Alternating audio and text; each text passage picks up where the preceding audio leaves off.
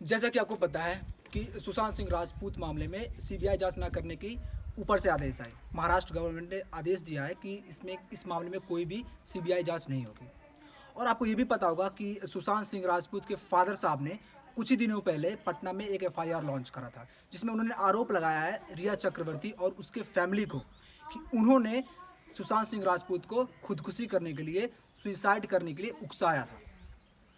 इसका मतलब ये होता है कि अब महाराष्ट्र पुलिस के साथ साथ बिहार पुलिस भी इस मामले में मिलकर जांच करेगी। और मेन मुद्दा यहाँ से शुरू होता है, जो मेन मुद्दा है यहाँ से शुरू होता है, जो मोड़ आ रहा है इस मामले में जो मोड़ आ रहा है यहाँ से शुरू हो रहा है। क्योंकि अब बिहार पुलिस भी महाराष्ट्र पुलिस के साथ इस मामले में काम करेगी, तो बिहार पुलिस पहुंची अब महाराष्ट्र, यानी कि मुंबई पहुंची। और उनका स्वागत कैसे होता है, आप ये वीडियो देखिए। बुलेटिन की शुरुआत इस वक्त की एक बहुत बड़ी खबर के साथ कर रहे हैं, जो कि सुशांत सिंह राजपूत केस से जुड़ी हुई है। और इस केस का सच लाने की जगह बिहार पुलिस को मुंबई पुलिस धक्का दे रही है, उसके साथ सरेआम बदसलूकी कर रही है। शुक्रवार की शाम को मुंबई पुलिस ने न सिर्फ धक्के देकर बिहार पुलिस को पुलिस वैन में बिठा दिया, बल्कि कैदी की तरह वैन में उनके साथ सलूक भी किया। ये तस्वीरें आप देखिए, मीडिया वालों के सामने बिहार पुलिस वाले हाथ जोड़ रहे हैं, प्लीज कर रहे हैं, रिक्वेस्ट कर रहे हैं, लेकिन मुंबई पुलिस ने मीडिया से बातचीत करने से भी रोक दिया और तो और धक्के देकर उनको वैन में बिठा दिया। गाड़ी में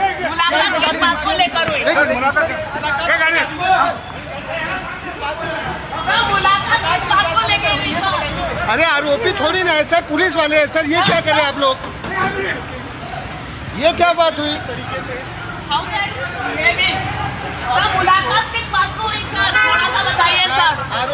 आई मीन सीरियसली, आप पुलिस के साथ ही ऐसा बर्ताव कर रहे हो यार। वो आप ऐसे ट्रीट कर रहे हो उन्हें जैसे मेन जो इसमें मुजरिम हो वो वही है।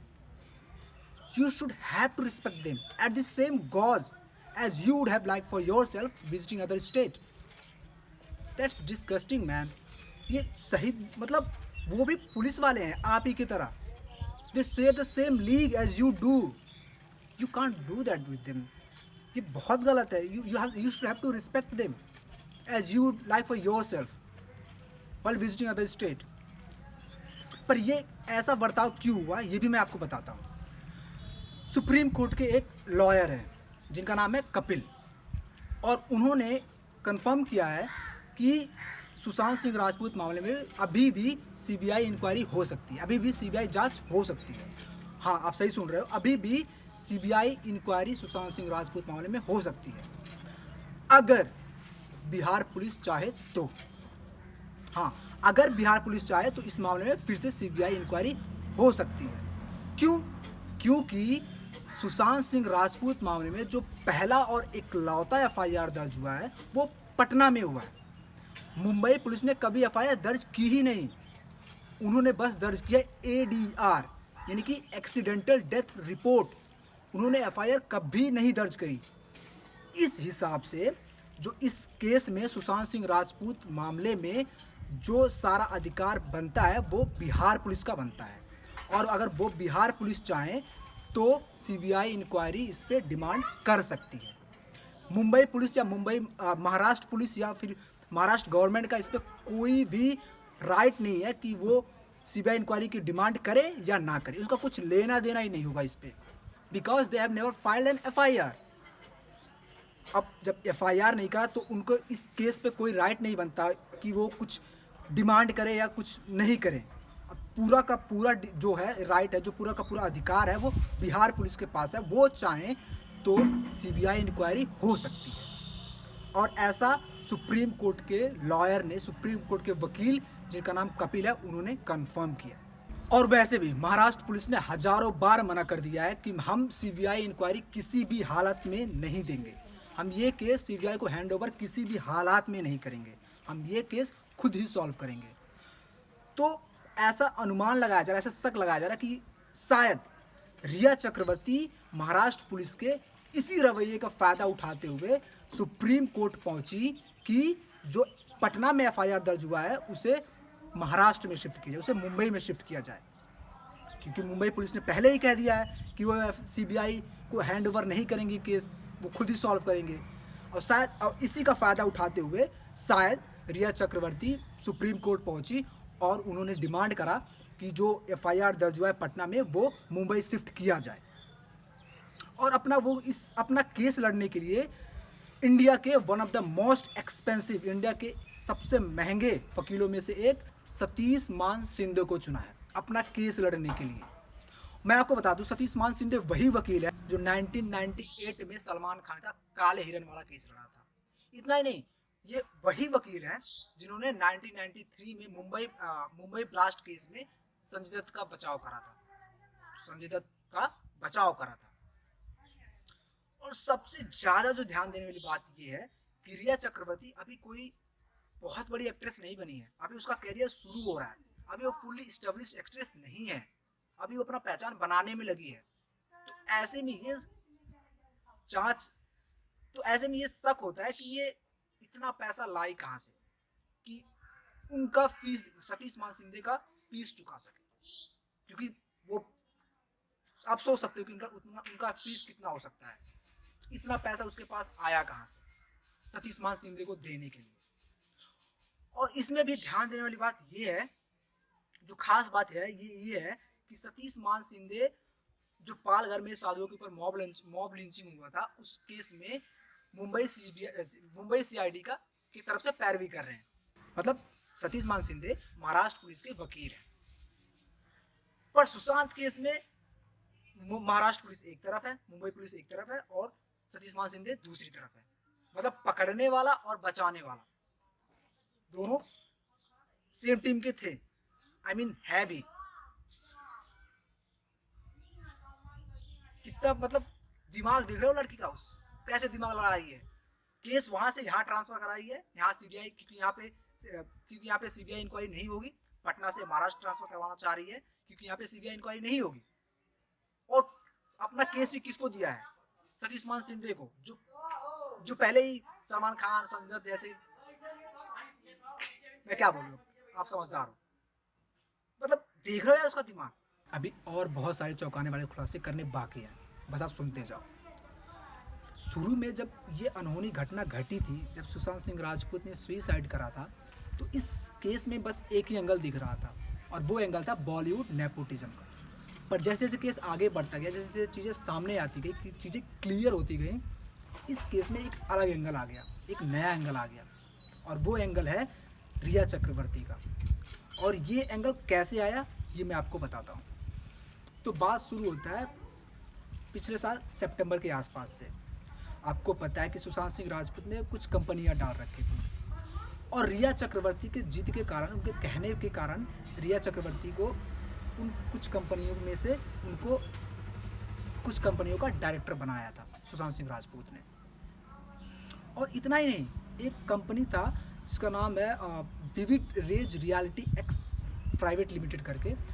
उस कंपनी में जो रियलिटी है उसका स्पेलिंग चेंज करके रियलिटी करा गया था, वो भी रिया चक्रवर्ती के ही कहने पे। और रिया चक्रवर्ती ने अपने भाई शोभिक को भी उस कंपनी का डायरेक्टर बनाने के लिए सुशांत सिंह राजपूत को बोला था।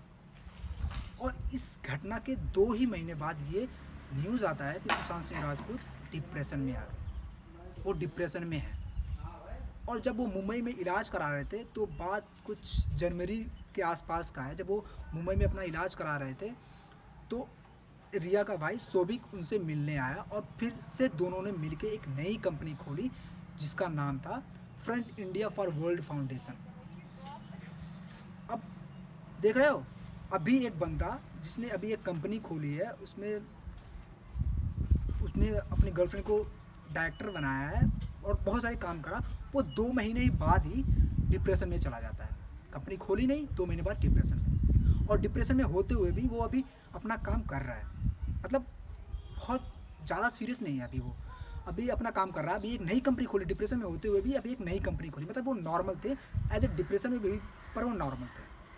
अभी एक नई कंपनी खोली, और शक यहाँ तक भी जताया जा रहा है कि कुछ लोग कह रहे हैं कि रिया चक्रवर्ती सुशांत सिंह राजपूत के आत्महत्या के कुछ ही दिन पहले उन सारी कंपनियों से डायरेक्टर का पोजीशन छोड़ दिया था। और ये जो अभी न्यूज़ आया है कि सुशांत सिंह राजपूत के बैंक अकाउंट से 15 करोड़ रुपए की जो मनी लॉन्ड्रिंग की जो बातें आ रही हैं, ये भी शक जताया जा रहा है कि कहीं ये सारे पैसे रिया चक्रवर्ती और उसके भाई तक तो नहीं पहुंचे इन्हीं कंपनियों के जरिए। क्योंकि अभी रिसेंटली में सुशांत सिंह राजपूत के बॉडीगार्ड ने एक स्टेटमेंट दिया कि सुशांत सिंह राजपूत ज़्यादातर सोते रहते थे और रिया और उसके फैमिली उनके पैसों से पार्टी करते रहते थे। और इस बात का खुलासा तो रिया खुद ही करती है। वो खुद ही कहती है कि वो कितनी बड़ी डॉन है, वो कैसे पैसे को मैनिपुलेट करती है, कैसे वो लोगों को चलाती है, कैसे वो सबको हैंडल करती है, वो कैसे मतलब कैसे वो लोगों को कैसे वो कंट्रोल में रखती है। वो खुद एक वीडियो में खुद कह रही है। पहले आप वो वीडियो देखो। अबू का भाई है एकदम छोटा गुंडा जैसा है। बाबू नहीं कॉपी करता है। बाबू जब गुंडागर्दी करता था तो उसको भी लगता था वो भाई है, भाई तो है पर भाई नहीं है। तो वो करने लगा ऐसे छोटा लोग के साथ छोटा गुंडा। तो अबू ने उसको बोला कि भाई ये मम्मी पापा थोड़े खिलने लग रहे हैं आजकल, तो कुछ डाला वाला क्या उनके ड्रिंकिंग में? तो बोलता नहीं ऐसा नहीं बोलना चाहिए, अपुन जाके बोलेगा। तो बोल मैं अपुन डिनाई करेगा। तो वो बोला मेरे सामने, बोला मजाक में बोला। अपुन बोला सवाल ही नहीं कि अपुन अपनी आई और अपुन के बाबा के बारे में ऐसा कुछ बोले। सवाल ही नहीं। आई शपथ, गनू शपथ सब खाया अपुन, तभी उसके मुंह में आ गई थी फटने में। वो बोलता आइला ऐसा झूठ बोलती, अभी अपुन ताई बन गया। अपुन ताई है, अपुन को पता है ये छोटा लड़का लोग, छोटा गुंडा लोग को कैसा मैनिपुलेट करना। इसका ऐसा अपुन का बॉयफ्रेंड भी गुंडा है, गुंडे के माफिक समझता अपने आप को। पता नहीं अपुन ताई है। ताई लोग का क्या है, अपुन थोड़ा अपुन का क्लास थोड़ा अलग है। ये गुंडा लोग ये सब गुंडागर्दी करते, अब लोग गुंडा लोग से गुंडागर्दी कराते कि इधर आ छोकरे, तू क्या कर रहा है आजकल, एक काम कर, जाके वो गली में एक प्रोड्यूसर रहता है उससे हफ्ता मांग के ला। बस करता वो, उसको लगता है अब अपुन इतना बड़ा डॉन है। डॉन नहीं है, डॉन तो अपुन के ऊपर है, अपुन बता भी नहीं सकता। ये सब रिकॉर्ड। रिया चक्रवर्ती, हाँ मैं मानता हूँ तू बहुत बड़ी डॉन है, क्योंकि जब तू गणेश भगवान की कसम खा के, अपने माँ बाप की कसम खा के, उनके ही सामने बैठ के तू झूठ बोल सकती है, उनका कसम खाने के बावजूद भी, और वो भी अपने भाई के सामने जिसको सब सच पता है, जिसको ये पता है कि तू झूठ बोल रही है, तो तू डॉन ही हुई। तू सच में बहुत बड़ी डॉन है, एंड आई एक्सेप्ट इट। मैं मानता हूँ इसको, तू बहुत बड़ी डॉन है। मतलब शर्म नहीं आई तेरे को? क्या है तेरे की सेल्फ रिस्पेक्ट क्या रह गया तेरा? मतलब खुद को तू आईने में देख कैसे पाई? कोई इज्जत नहीं है क्या? खुद की कोई इज्जत नहीं है तेरी? खुद के नजरों में तेरी इज्जत नहीं है? ऐसे काम करके तू, मतलब जो हम कह रहे हैं ना कि क्या रह गई, क्या क्या तेरी इज्जत रह क्या गई, तो तेरा सेल्फ रिस्पेक्ट क्या रह गया? तू है बहुत बड़ी डॉन, तू सच में बहुत बड़ी डॉन है, क्योंकि ऐसे कांड डॉन ही कर सकते हैं। तू है ताई, तू ताई ही है। सच में तू, मतलब मैं क्या बोलूं, तू है। पर एक बात बताता हूँ, ये बहुत सभी लोग कहते हैं कि ऊपर वाले के लाठी में आवाज नहीं होती। माइंडेड, मैं आज लाइक कमेंट और या कि सब्सक्राइब करने के लिए नहीं कहूँगा, क्योंकि आज मेरा मन नहीं कह रहा कि मैं ये सब कुछ कहूँ। पर हाँ, आप लोग प्लीज़ ये वीडियो शेयर कीजिएगा, क्योंकि ये वीडियो बहुत सारे लोगों तक पहुंचना बहुत इम्पोर्टेंट है। आप सब्सक्राइब मत करना, आप लाइक भी मत करना, आप कमेंट भी मत करना, पर प्लीज़ आप शेयर ज़रूर करना, क्योंकि ये वीडियो डिज़र्व करता है लोगों तक पहुंचने का।